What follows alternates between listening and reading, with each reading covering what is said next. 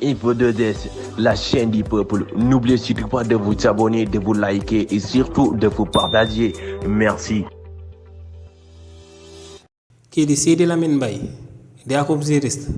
bu kenn dootu présenté ci réew mi di Sénégal yëkkati na ay kàddu daal di koy jëmale ci solo si nga xam ne révision procès bu daal di jaar ci diggante Mame Mbaye Niang ak Ousmane Sonko daal dina koy am ci réewu Sénégal ne lu leer ba am moom mooy que ne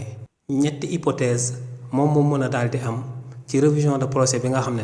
moom lañ na ma daal di amal ci diggante Mame Mbaye Niang ak Ousmane Sonko na ma daal di am te ne ci ñetti hypothèse yooyu yépp Ousmane Sonko moom mooy génn daal di gagné ci hypothèse yi naka la ak nan la nag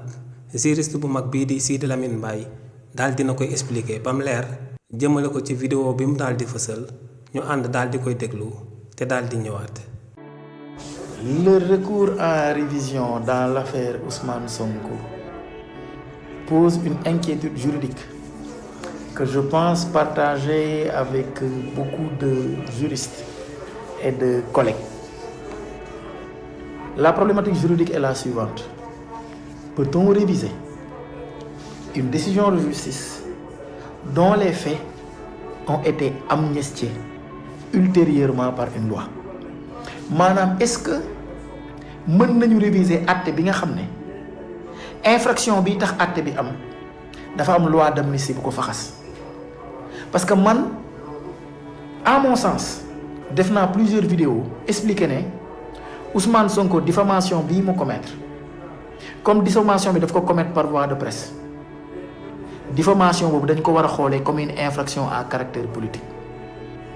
te diffamation bi kañ la ko commettre Ousmane Sonko mu koy commettre ci àpp bii loi d'amnistie bi àppal. Par conséquent infraction bi Ousmane Sonko commettre day dugg dans la loi d'amnistie da koy couvrir gis-gis boobu mu am Cour suprême bu Sénégal moom la retenir moom la doxal parce que boo xoolee Ousmane Sonko ba ko tribunal daanee ba pare dañoo dem cour d'appel ba ñu demee cour d'appel dafa retenir la contrainte par corps contre Ousmane Sonko ba ñu defee pourvoi en cassation Cour suprême dafa ne déet Ousmane Sonko kenn mënul retenir la contrainte par corps contre moom lu tax parce que Ousmane Sonko infraction bii mu commettre c'est une diffamation commise par voie de presse et la diffamation commise par voie de presse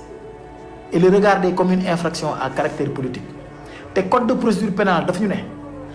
bépp infraction à caractère politique du ñu appliquer la contrainte par corps moo tax Cour suprême bañ ko indilee dossier Ousmane Sonko mu gis ci contrainte par corps dafa écarter la contrainte par corps ne cour d'appel yow mënoo retenir la contrainte par corps contre Ousmane Sonko parce que diffamation commise par voie de presse la def te diffamation commise par voie de presse dañ koy xoolee comme une infraction à caractère politique te xam nañ ne Ousmane Sonko àpp bu mu def infraction boobu noonu donc loi d'amnistie bi da koy faxas da koy jël en charge donc man su ma gis-gis mooy Ousmane Sonko infraction bi mu commettre c'est une infraction qui est couverte par la loi d'amnistie. Par conséquent infraction boo xam ne loi d'amnistie da ko couvrir est-ce que mën nga ci def révision man loolu mooy suma problème parce que loi d'amnistie dalay aaye sax nga wax ci fait yu mu amnistié à plus forte raison yow nga bëgg a ñëw bëgg a réviser procès bi pour ñu àttewaat ko vous voyez man loolu mooy suma problématique juridique mais loolu dinaa bàyyi Cour suprême dina ci ñëw dina ci àndu. D'ailleurs boo xoolee avocat Ousmane Sonko yi ñoom ñëpp bu ñuy intervenir dañ naan am na ñoo xam ne dañoo jàpp ne loi d'amnistie bi c'est un blocage c'est un obstacle à la révision du procès mais bu ñu fàtte ne rabat d'arrêt bi jaar na fi te pourtant la loi d'amnistie ñëw na avant rabat d'arrêt c'est un argument qu'on peut retenir. Deuxième argument bu ñu avancé xam nga boo xoolee la révision elle est prévue par une loi organique te képp ku xam yoon di nga xam hiérarchie des normes loi organique moo nekk ci kaw une loi ordinaire la loi organique relative à la Cour suprême loi organique la donc moom moo nekk ci kaw loi d'amnistie par conséquent loi organique la ñu war a appliquer ci kaw loi d'amnistie c'est un deuxième argument bu ñu avancé mais ce qui est sûr et certain cette affaire est d'un intérêt magnifique pour tout juriste parce que dinañu permettre ñun kon ñun Sénégal jamono yi Mamadou Dia lañ doon wax réviser procès Mamadou Dia mais boo xoolee ci analu Sénégal révision procès amagul donc bii peut-être day nekk première fois ñuy réviser un procès wala ñu def procédure pour réviser un procès donc dossier boo xam ne ci wàllum yoon dina neex trop léegi sur la forme révision bi xam nga boo xoolee loi organique bu Cour suprême mooy wax 4 cas yoo xam ne mën nañu réviser un procès cas Ousmane Sonko mooy 4e cas bi effectivement Ousmane Sonko lu mu def en terme de procédure ba fu mu toll nii amul benn problème saisir na le garde des Sceaux le garde des Sceaux ubbi na une commission boo xam ne dafay am procureur général am ay magistrat am magistrat Cour suprême ñoom ñëpp ñoo toog dajaloo ne jar nañu saisir le procureur général pour procureur général mën a saisir le premier président de la Cour suprême pour ñu mën a ànd ci révision bi loolu également ci kaw waa Ousmane Sonko dina xaw a dalal seen xel parce qu'ils vont se dire c'est pas le garde des Sceaux en réalité qui a donné un avis favorable pour la révision du procès non c'est une commission composée de magistrats de haut rang par conséquent magistrats de haut rang yooyu bu ñu demee ba joxe avis favorable pour ñu réviser le procès cela veut dire que effectivement mën na baax mën nañu dem ba ñu réviser procès bi delloo Ousmane Sonko ay droit donc ñetti argument yooyu la boo xoolee avocat Ousmane Sonko argument yooyu la ñu avancé pour écarter la loi d'amnistie hiérarchie des normes loi organique moo sut loi ordinaire écarté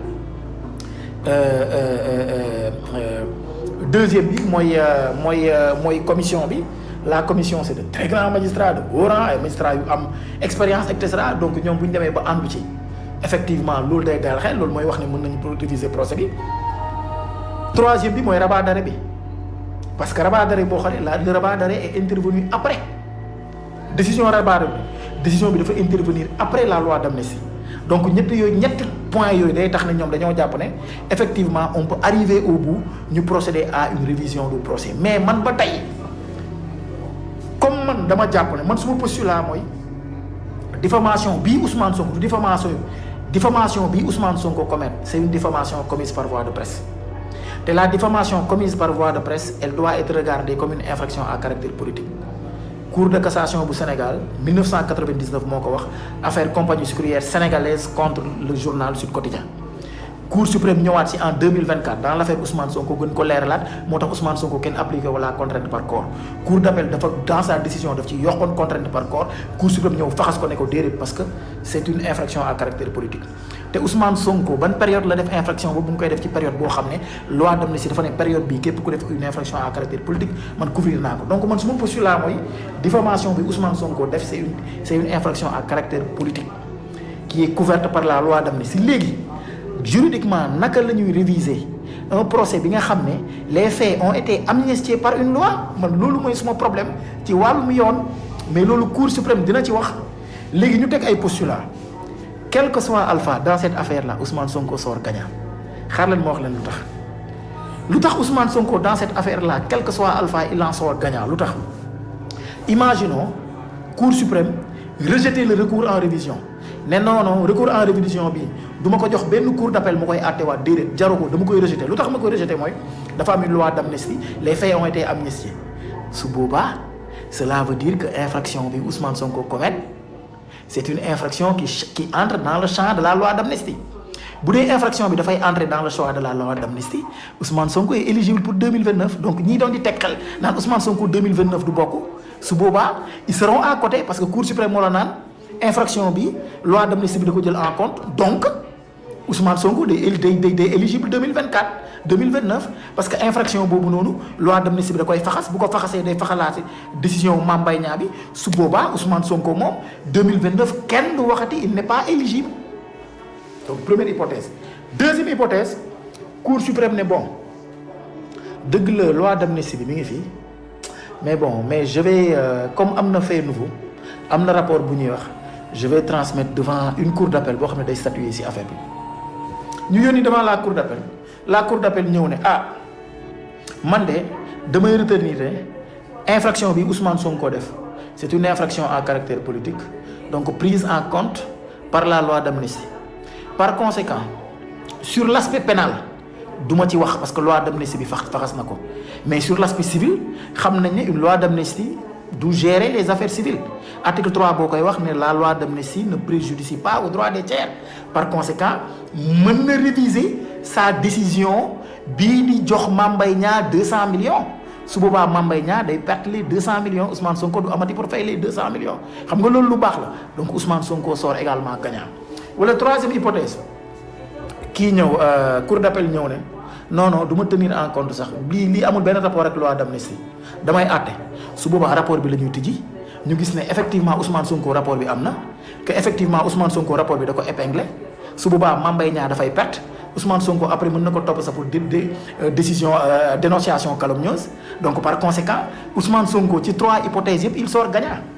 donc na seen xel dal ci 3 hypothèses yëpp Ousmane Sonko sort gagnant